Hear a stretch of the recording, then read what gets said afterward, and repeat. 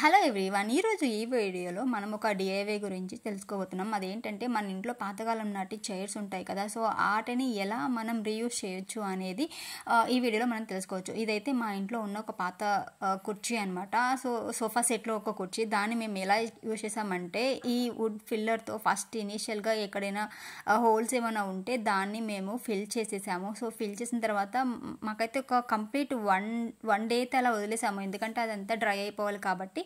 So dry అయిపోయిన తర్వాత ఇలా కనిపించాయి అనమాట. ఆ తర్వాత మేము ఏం చేసామంటే శాండ్ పేపర్ తీసుకుని శాండ్ పేపర్తో ఆ వుడ్ని అంతా ఆ పైన లేయర్ ఉంటుంది కదా దాని అంతటికి, అంటే మనం వుడ్ ఫిల్లర్ని యూజ్ చేసాం కాబట్టి దాంతో మ్యాచ్ చేయడం కోసం మేము శాండ్ పేపర్స్తో పైన ఒక లేయర్ వరకు తీసేసాం అనమాట. సో శాండ్ పేపర్తో మొత్తం ఇలా రుద్దితే మొత్తం పైన ఉన్న ఒక లేయర్ వరకు పోతుంది. సో తర్వాత ఏం చేసామంటే ఇలా మొత్తంకి కంటిన్యూ చేసాము. సో చేసిన తర్వాత మనకి ఇమేజెస్లో మీకు చూస్తున్నట్లయితే మనం ఎక్కువగా అన్ని చోట్ల, అంటే ప్రతి చోట మనకి చైర్కి ఉన్న ప్రతి చోట బ్యాక్ సైడ్ ఫ్రంట్ సైడ్ అన్ని చోట అలా తీసిన తర్వాత మళ్ళీ ఒక క్లాత్తో ఆ పైన ఏదైతే డస్ట్ పడుతూ ఉంది కదా, సో శాండ్ పేపర్ యూజ్ చేసిన తర్వాత ఆ డస్ట్ అంతా పడుతుంది కాబట్టి దాన్ని ఒక క్లాత్తో మొత్తం క్లీన్ చేసుకున్నాము.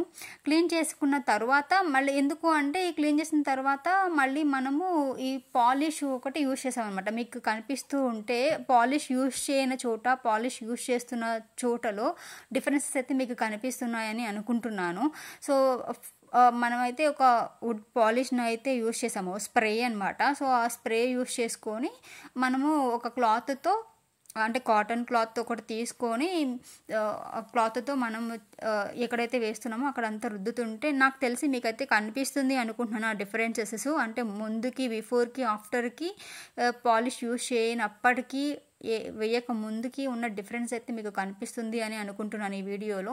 సో మొత్తానికి అయితే పాలిష్ యూజ్ చేసిన తర్వాత దాని యొక్క మేకోవర్ ఇలా ఉందన్నమాట. సో ఇలా మన ఇంట్లో ఉన్న పాతకాలం నాటి సోఫాలు కావచ్చు, కుర్చీలు కావచ్చు, ఇలా మనం మేకోవర్ చేసుకోవచ్చు. ఈ ఐడియా నచ్చితే మీరు ట్రై చేయండి. Thank you.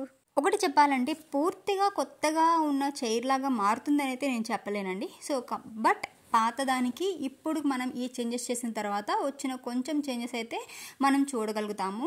సో అట్లీస్ట్ ఖాళీగా ఉండే కన్నా దాన్ని ఎందుకు వేస్ట్ చేయాలి అని ఉద్దేశం ఉన్నట్లయితే మనం ఇలా ట్రై చేసి మనం యూజ్ చేసుకోవచ్చు. సో ఇప్పుడు అంటే దీనిపైన సోఫా రిలేటెడ్ థింగ్స్ ఉంటాయి కాబట్టి అవి పెట్టేసి దాన్ని కొంచెం కొత్తగా మేకోవర్ చేసుకుంటే అది కొంచెం బాగానే ఉంటుందని నేను అనుకుంటున్నాను. సో ఇదనమాట ఈరోజు మేము ట్రై చేసిన వీడియో. మీకు కనుక నచ్చినట్లయితే ట్రై చేయొచ్చు. Thank you so much. Thanks for watching.